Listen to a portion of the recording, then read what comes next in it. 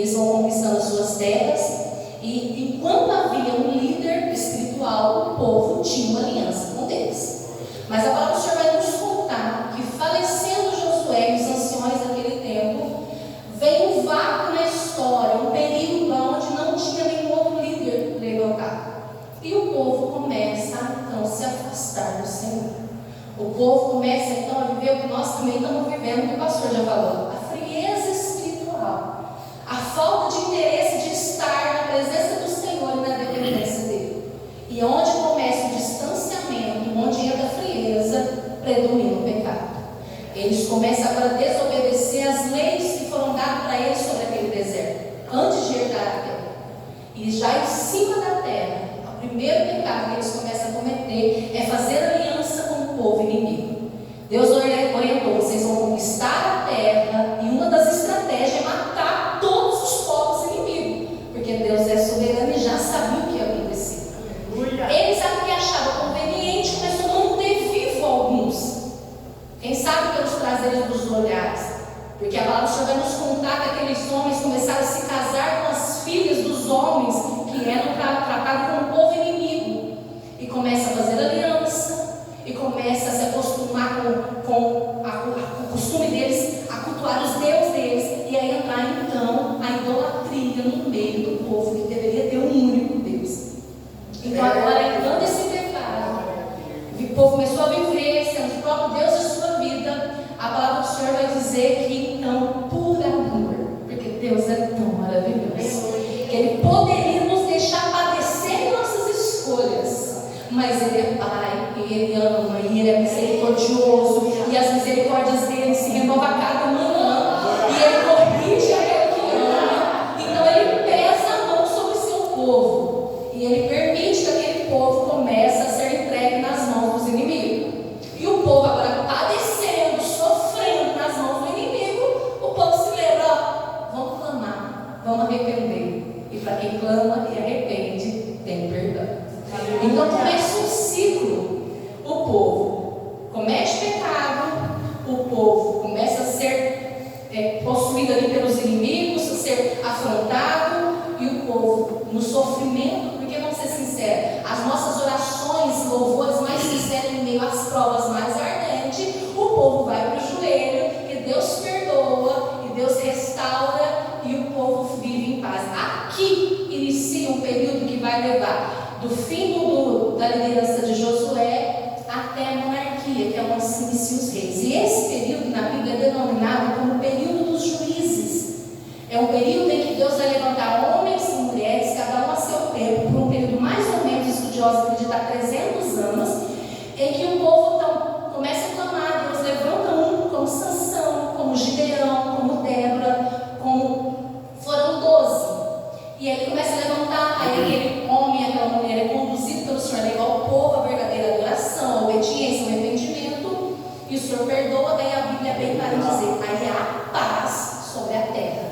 Aquele período, vindo a paz, que nós precisamos nos preocupar com a paz também, porque na paz a gente entra numa zona de conforto, a humanidade volta a repetir os pecados, a se distanciar do Senhor, porque o celeiro está cheio, a família está com saúde, porque eu estou tendo roupa, estou tendo emprego, estou tendo vida e abundância. A gente começa a se esquecer que nós somos totalmente dependentes do Senhor. Então o povo volta a pecar, e de repente Deus pesa. Foram isso o período de juízo. O último juízo foi Sansão.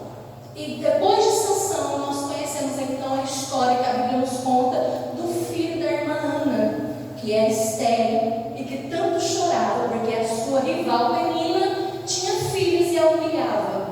E a humilhação nos coloca no centro da vontade do Senhor. Existem peninas na nossa vida que é permissão de Deus para nos aperfeiçoar. Isso é bíblico. Se eu não me engano, Provérbios vai dizer que ferro com ferro se afia. Talvez aquela pessoa no seu emprego, aquela pessoa dentro da tua casa, que tanto te afronta, é Deus falando nessa noite: eu coloquei para te tratar e te colocar na posição que eu te quero. Porque Ana foi tão comovida com aquela humilhação que ela entra no templo chorando tanto, e ela faz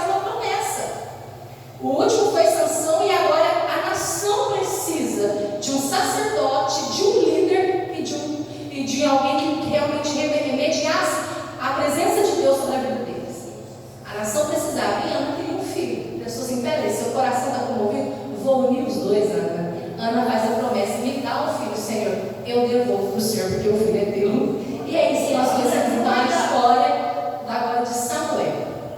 Samuel, profeta, nasce, o Senhor faz ela gerar filhos, não só esse, mas deu outros filhos a Ana, porque é Ele que fecha a mata, é Ele que abre, Ele que dá vida, Ele que permite a morte, tudo está sob o poder do Senhor.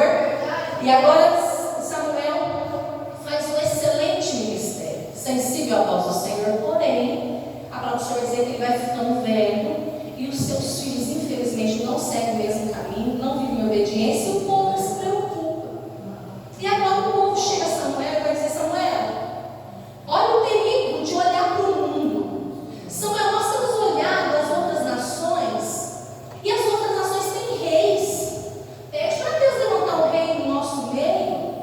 Irmão, tudo indica biblicamente que não era um período para que houvesse reis segundo a vontade do Senhor. Porque quando Samuel escuta aquele pedido, ele se entristece e ele vai em oração. Porque se tem algo te entristecendo nessa noite, faça como Samuel, coloque tudo sobre o altar. Ele fala: Senhor, me incomodou o pedido do povo. E Deus vai acalmar Samuel, dizendo: Samuel, não é a ti que o povo tem rejeitado. O povo tem rejeitado a mim. Eu conheço o coração do povo. Eu sou o Deus sobre eles e não tenho sido suficiente. Eles querem um líder, eles querem um homem, eles querem um rei, porque as outras nações têm. Mas enquanto eu vinha no caminho, o Senhor falava no meu coração a dizer à igreja: não é porque o mundo faz que nós precisamos fazer, não é porque o mundo tem que nós também precisamos ter. O mundo precisa olhar para a igreja e desejar o Deus que a igreja tem, porque eles não têm. Porque eu e você tem a cura que o mundo tanto precisa. Cuidado quem você tem seguido na rede social, cuidado quem você tem tido como uma pessoa que é referência para você, porque talvez você tenha tido, irmão, com o poder da palavra, mas com autoridade, você tem tido inveja de vidas que deveriam estar olhando para você e desejando o que você tem. Mas Deus, a sua vontade permissiva, o povo está pedindo. Então, Samuel, vou levantar. E a palavra do Senhor vai dizer que agora entra na história o primeiro rei de Israel. Entra agora porque Deus escolhe um homem que tem postura, que tem tamanho, que tem beleza, que tem presença. Ele escolhe um homem que, eu gosto de dizer, que tinha o kit completo para ter sido um excelente rei. Ele escolhe então o primeiro rei, Saul. E Saul começou bem. Saul, quando a gente vai ler a história dele, ele é obediente, atento à voz do Senhor, seu ministério de início, tem tudo para dar certo. Reinou 40 anos, mas infelizmente, já no comecinho, ele começa provavelmente a dar ouvido para o seu orgulho, seu egocentrismo. Ele começa a deixar aquele poder entrar no seu coração, a cumprir aquela frase conhecida: quer conhecer uma pessoa, dá poder para ela. Saul, quem sabe onde ele passava, as pessoas gostavam de aplaudir, de estar do lado dele, elogiando, e ele esqueceu que ainda que ele fosse o primeiro rei de Israel, acima dele tinha outro rei, que era o Deus dos exércitos. Então ele começou a achar: não é que eu sou o rei mesmo? Não é que eu falo e acontece?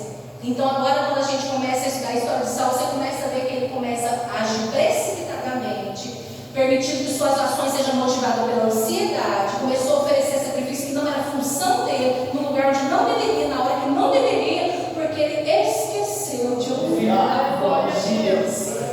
E para quem não está mais disponível a ouvir a voz de Deus, Deus olhou e falou: não me serve mais.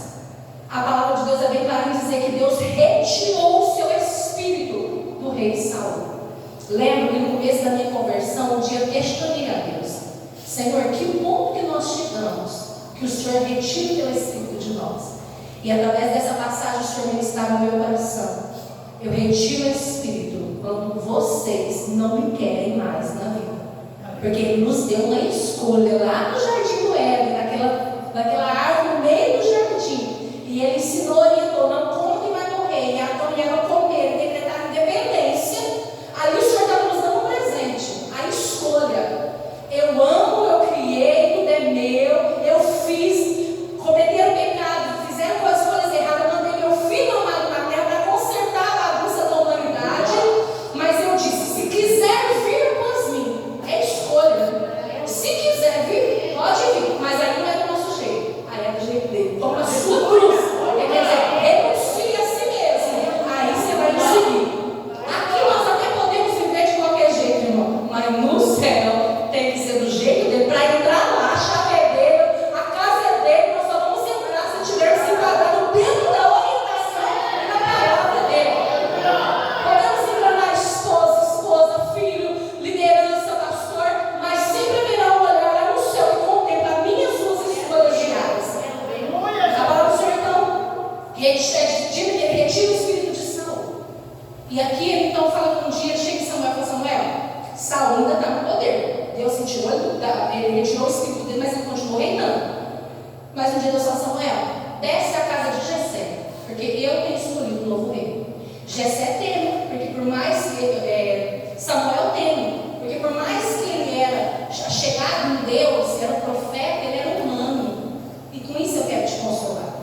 Mesmo ele conhecendo muito claro a voz do Senhor, ele falou assim: meu Deus, mas se Saul descobrir um trem desse, ele vai me matar. Saul é o rei, e eu estou descendo na casa de Jessé para ungir outro rei, porque nós também temos as nossas preocupações, os nossos medos, mas o Senhor também conhece as nossas necessidades, as nossas fraquezas. E ele vai dizer: Samuel, vai em paz, porque eu sei o que eu estou fazendo, só desce que é eu que garanto a vitória. Samuel desce, entra na casa de Jessé, vem para ungir um rei, e Jessé, com muito orgulho, começa a exibir como se fosse uma vitrine os seus filhos musculosos, bonitos, todos alistados já nos exércitos do rei Saul. Tinha postura, tinha presença também. E Samuel começa a se precipitar e fala: eu imagino que a pessoa assim, aqui vai ser fácil, qualquer um desse ungir já tem jeito de rei. E quando ele olha primeiro, fala: vai querer ungir, Deus fala: epa, que para mim é uma das versões mais bonitas do Velho Testamento. Samuel, não se precipite. Eu não vejo como o homem vê. Eu contemplo o que está no coração. Não são esses ali, não. E Samuel, Deus não era endereço, falou que era na casa de Jessé. Então o erro está aqui, em nós. Aí ele faz a pergunta: Jessé, tem mais filhos? Porque não são esses. Jessé fala assim: tenho mais novo, apacentando as minhas ovelhas, um improvável. Imagina, né, para o quesito, para o ofício que você está buscando, não deve ser ele. Mas o Senhor fala conosco nessa noite: pois é esses que eu sou. Eu sei de onde o Senhor me tirou. Você lembra de onde o Senhor tirou você? Eu congrego em Ribeirão Corrente, uma cidade pequena aqui próxima. Eu hoje sou pastoreada pelo meu tio, e com muito respeito, um dia ele usou o culto para dizer: a Jéssica, ninguém dava nada por ela. Mas eu sei, com muito respeito, ele foi contar com os testemunhos, mas eu sei do dia que o Senhor olhou para mim, em meio às festas, luais, às bebedeiras lá fora, e o Senhor falou para mim: pois é com você que eu tenho algo. Porque o Senhor não olha o nosso porte, a nossa aparência, não olha a nossa condição financeira, Ele olha a nossa predisposição em obedecer a voz dele. Naquele dia ele olhava para Davi e ele sabia que Davi tinha um coração grandioso e que seria atento à voz de Deus. Saul perdeu porque deixou de ouvir. Davi ganhou porque ouvia claramente a voz do Senhor no lance das decisões. Então, Samuel fala: por mais que você é pai dele aqui na terra e acha que pode não ser, ninguém senta na mesa enquanto ele não chegar, porque é a última palavra de Deus. Queria te dizer que nesse momento, qual foi a palavra lançada sobre a tua vida? O que seu pai, sua mãe falou sobre você? Ou quem sabe quem te criou? Ou quem sabe seu esposo tem falado, sua esposa, seus filhos, seu patrão? O que eles falam? Que você não vai dar nada? Que você não vai chegar a lugar nenhum? Que você é só mais um? O Senhor te trouxe aqui nessa noite para dizer: para mim não é. A última palavra sou eu quem dou. Eu dei meu filho amado por amor a você. E deu a vida, não foi eu nem para mim, deu a vida para demonstrar o quanto eu amo.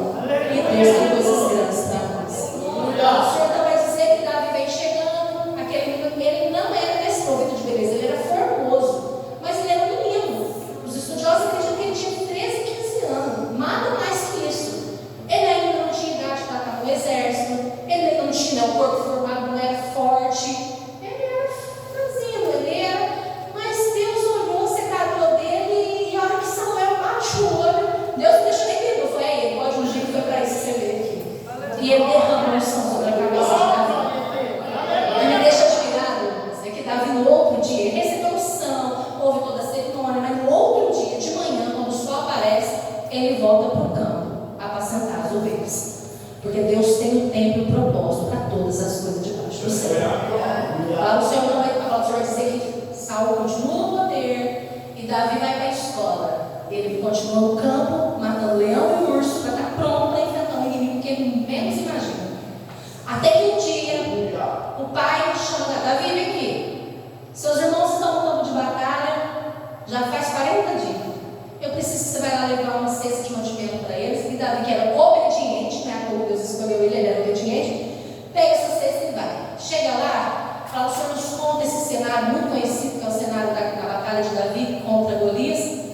Que 40 dias, esse homem de mais ou menos 3 metros, ele chegava na linha de frente da batalha e ele gritava por 2 vezes no dia. Então, aqueles soldados ouviram 80 vezes aquele homem dizendo: tem um homem aí no meio de vocês, à altura, que possa me enfrentar? Vem para a batalha.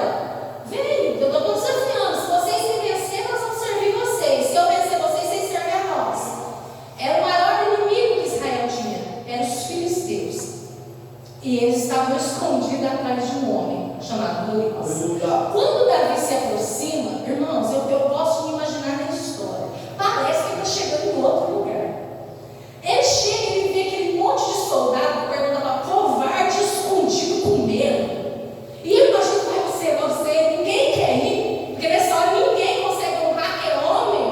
Vai um só enfrentar um gigante de 3 metros, um baita guarda-roupa na sua frente. Esse é o que eu acho que vai acabar. Onde não vai chegar? Mas o Saul vai assim, pronto. O que eu arrumei? Que nem Deus mais ele consultava, ele não tinha mais a presença de Deus.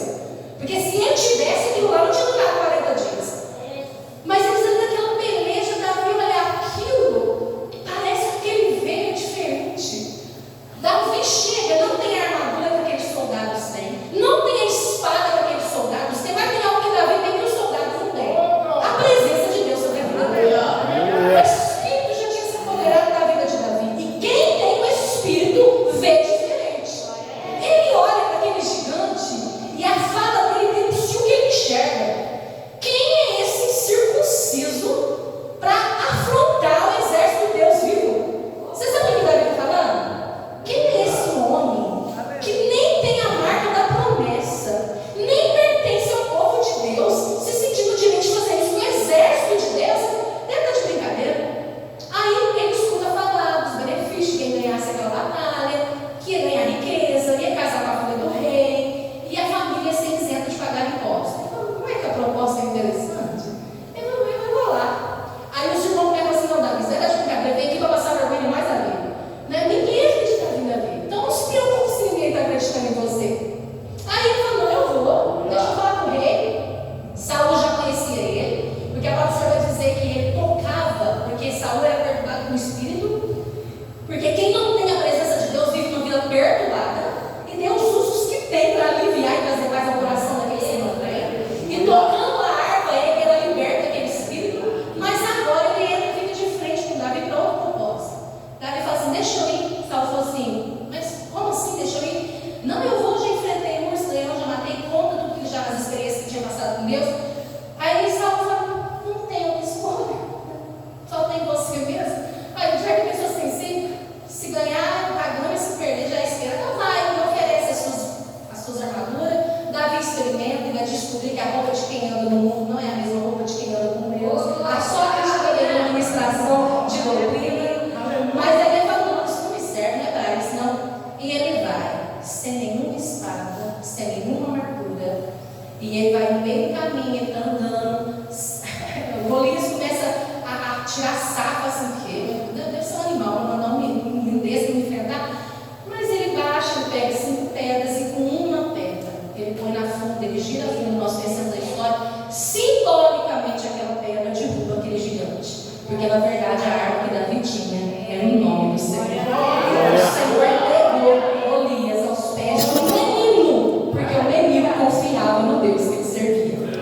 Mas aí, irmãos, naquele dia, quando aquela batalha, depois de 40 dias, foi ganha, as mulheres em euforia começam a cantar uma música que virou um pesadelo para o rei atual. Elas diziam: Saul matou milhares, Davi mata 10 milhares. Saul não dormia mais. Saul agora tem que cumprir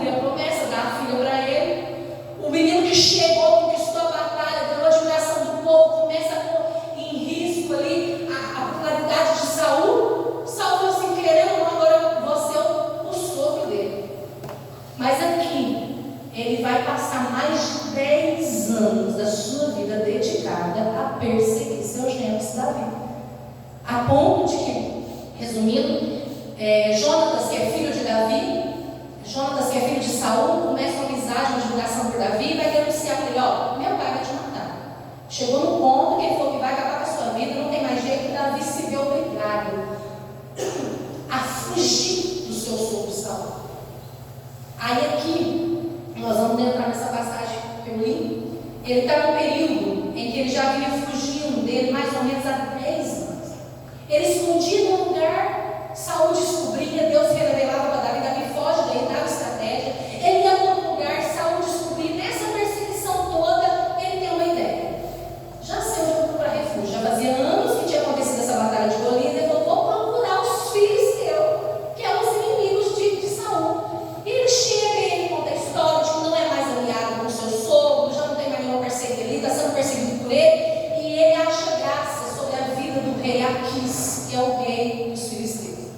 E o rei dá para ele um refúgio, oferece uma cidade chamada Ziclague para ele morar. Aqui ele já tinha passado pela caverna de Adulão, já tinham ido 600 homens oferecer ajuda e parceria para ele. Com suas famílias agora eles estão já formando ali um exército. E ele fala: pode morar em Ziclague junto com seus soldados, junto com a sua família, quanto tempo você quiser lá. A Bíblia nos conta que ele vai ficar 16 meses, 1 ano e 4 meses, no terreno dos filisteus. Mas houve um dia que o rei mandou chamar Davi. Falou: Davi, nós vamos travar uma batalha contra Israel. E você precisa ir comigo, né? Davi mentia, dizendo que tinha aliança com ele, então ele acreditava em Davi e falou: vamos com nós para ganhar essa batalha.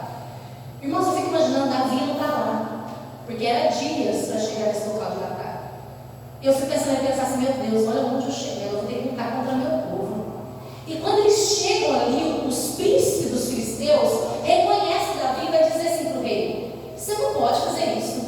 Esse moço é reconhecido na terra dele. Ele tem fama ali. Se ele chegar na batalha e ele se for contra nós, com os seus 600 homens, vai ser uma derrota. Se ele for, nós não vamos. Aqui, contra a sua vontade, despede Davi com seus 600 homens. Volta para casa, não vai dar contato com vocês, nós vamos sozinhos. E a Bíblia vai dizer que no terceiro dia eles chegam a Ziclague. Irmãos, eu estava estudando, dá a entender que fazia mais ou menos uns 10 dias que eles tinham saído de casa. Eles estavam cansados, não tinha carro, não tinha ônibus, não tinha avião. Eles estavam com seus cavalos, com suas ferramentas, com suas armaduras. Eles estavam esgotados. E eles veem sobre isso que o Senhor quer ministrar nesses poucos minutos. É sobre o cansaço. Eles vão chegando numa batalha que eles nem lutam, mas eles já estão cansados pela decepção, de ter sido rejeitado. Imagina até a cabeça deles, eles queriam só deitar e descansar. Mas quando eles vão aproximando de Ziclague, a palavra vai dizer que o que eles veem é uma fumaça subindo. E eles chegam ali, e eles contemplam uma cidade pegando fogo. E aí, Satanás, naquele dia, toca no que mais dói. Não tinha uma mulher e não tinha um filho, né? É o momento em que o inimigo trava a pior batalha contra a nossa vida. Quando ele mexe na nossa estrutura, quando ele mexe com a nossa família. Naquele dia, foi o que nós lemos. A palavra do Senhor vai dizer que eles choraram, até não tem mais voz para chorar. Porque o Senhor sabe dessa dor que você está vivendo aí, que tem dia que você não consegue nem dormir, dessa angústia que está aqui, ó, entalada na sua garganta. Tem dia que você já não tem mais nem força para chorar. É por isso que ele te trouxe aqui. Para te contar que não ele foi com Davi e é com você. A palavra do Senhor fala que agora Davi vai viver um dos piores momentos da sua vida. Porque ele era perseguido por um sogro que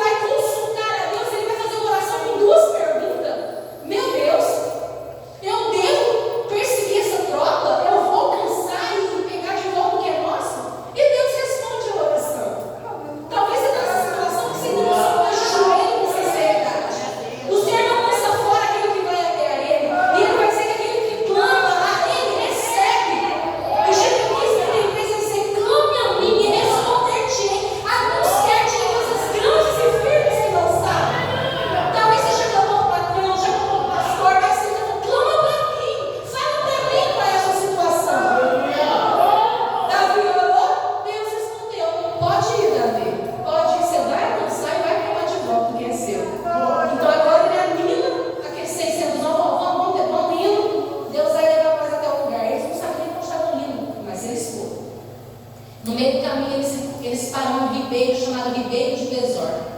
Nesse ribeiro, provavelmente eles foram beber água, foram lavar suas mãos, foram sentar um pouquinho para descansar. E quando Davi fala assim, vamos continuar, 200 daqueles 600 homens não tiveram força para levantar. Eles falaram, Davi, não dá para ele, nós não vamos com você. Talvez eles estavam doentes mentalmente, com uma tristeza de que nunca mais veria seus entes queridos. Estavam esgotados da viagem, estavam sem força, como aqueles dias que a gente nem na igreja a gente consegue ver. Como aqueles dias que tem dia que a gente nem da cama a gente quer levantar. Como daqueles dias que o senhor, o que o senhor quiser fazer, pode fazer, eu já nem me importo, mas eu só não tenho mais força. Era assim que esses homens estavam. E Davi, sabe o que Davi faz? Davi se levanta e fala assim, os que querem ficar, fiquem. Os que vai, vão. 400 se levantam e vai com ele. Aí eles encontram no caminho um egípcio que tinha sido abandonado por aquela tropa dos amalequitas, e eles alimentam aquele homem sem nem saber o que ele poderia oferecer. A gente tem que amar e doar as pessoas, independente do que elas possam fazer por nós, porque isso é mandamento bíblico. E eles amaram aquele homem, deram de comer aquele homem, restauraram as forças daquele homem e falaram, quem é você? Ele falou, eu sou um que os amalequitas me deixou para trás porque eu fiquei doente, meu peso agora passou a ser mais pesado do que o que eu poderia oferecer, e deixou para trás. Aí Davi entendeu, falou assim, me leva lá até onde está essa tropa. Ele contou que eles tinham passado por Ziclac, postou fogo na cidade. Ele falou, se você prometer que não vai me matar e nem me entregar para o meu senhor, eu te levo. Davi faz esse propósito dessa aliança com ele, e eles chegam. Quando chega lá, eles estão fazendo festa, comemorando as riquezas que eles pegaram, as mulheres, os filhos que eles pegaram. Eles estão comemorando, porque Satanás comemora quando ele consegue nos atingir. Satanás faz festa no inferno quando ele você abaixa a cabeça. Mas a palavra do Senhor fala que Davi entra com a autoridade de Deus, e eles pelejam aquele dia, e eles matam aqueles homens, só sobra mais 200 jovens que fugiram de cavalo. E eles tomam todas as mulheres e todos os filhos das mãos do inimigo. Eles não aceitaram aquela derrota, e Deus fala para você, não abaixa a cabeça e não aceita. Eu não te dou poder sobre esse demônio, sobre a sua família, sobre a sua vida. Você e pela casa me servirão. Depois que acabou a batalha, todas as mulheres que voltaram, é que eu quero encerrar. Quando eles estão chegando no ribeiro que ficou 200, a Bíblia quer dizer que os maus que estavam com Davi, porque nem sempre falando da pessoa boa do nosso lado, os filhos de Belial começam a falar assim, irmãos, é um pouco de ciclo de oração, bem rapidinho, vou fazer essa comparação. Imagina se fosse eu e você, mulher.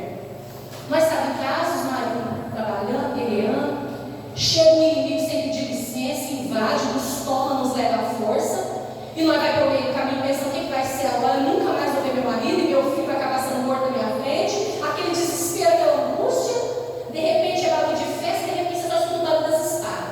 Aí entra aquela cena, eu estava até ouvindo uma mensagem do Bernardo Jesus, é aquela cena do mocinho, igual em filme, que vai resgatar a sua amada, e ele chega lutando e salva, e de repente você vai procurar, cadê meu marido? Aí esse seu marido estava cansado, ficou lá no ribeiro te esperando. Olha, se fosse uma de nós, a Bíblia da tarde, chegar lá em casa, não era aquela conversa de você. Sabe por quê? Porque o homem, a mulher, o ser humano, também nos decepciona. Mas talvez nós, a mulher deles, também estaríamos decepcionando. Então, imagina, elas são amparadas, elas são entristecidas, porque o marido não foi para elas. Os outros foram. Aí quando está chegando, elas escutam o seguinte: aqueles homens dizem assim, Davi, as mulheres e os filhos nós vamos entregar, mas a riqueza que a gente conquistou, não. Nós não vamos devolver para eles, não vai entregar, não, porque foi nós que foi para a batalha. Aí imagina a mulher escutar isso, aí Davi, que representa Deus sobre a nossa vida, vai falar assim, eu não vou fazer isso. Porque foi o Senhor quem nos deu a vitória. Foi Deus que preparou o Egito para nos mostrar o caminho. Foi Deus que deu força para vencer o inimigo. Nenhuma batalha é melhor que nós. Os que foram e venceram vai ganhar a mesma quantidade dos que ficaram com a bagagem. Aqui, ele torna digno a escolha que aqueles homens fez. E eu quero dizer, encerrando, eu não sei quem é você nessa história. Eu não sei se você é quem está cansado, não está tendo força mais aí para a peleja. Eu não sei se você é como Davi, que está sendo injuriado, injustiçado,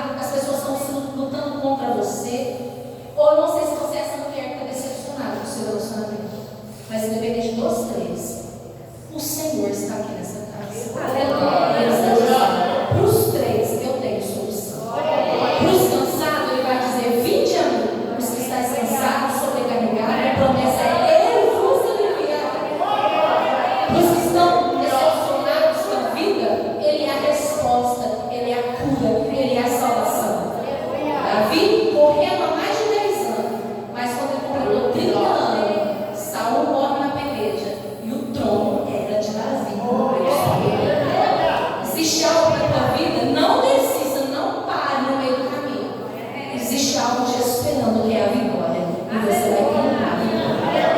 Se alguém aqui nessa noite está triste, angustiado, ou até pensou em acabar com a tua vida, Jesus me usa para te dizer, eu já mandei meu filho para morrer no teu lugar. E hoje você não precisasse tirar a tua vida, porque eu paguei caro, eu tenho um propósito com você.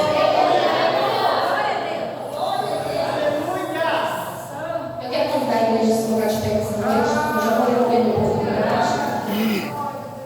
Mas você que sente que Deus falou com você, sabe aquele estudo que parece que Deus marcou só para a gente em particular? Tem pessoas aqui nessa noite que o Senhor veio falar com você de maneira especial. Vou falar seu nome.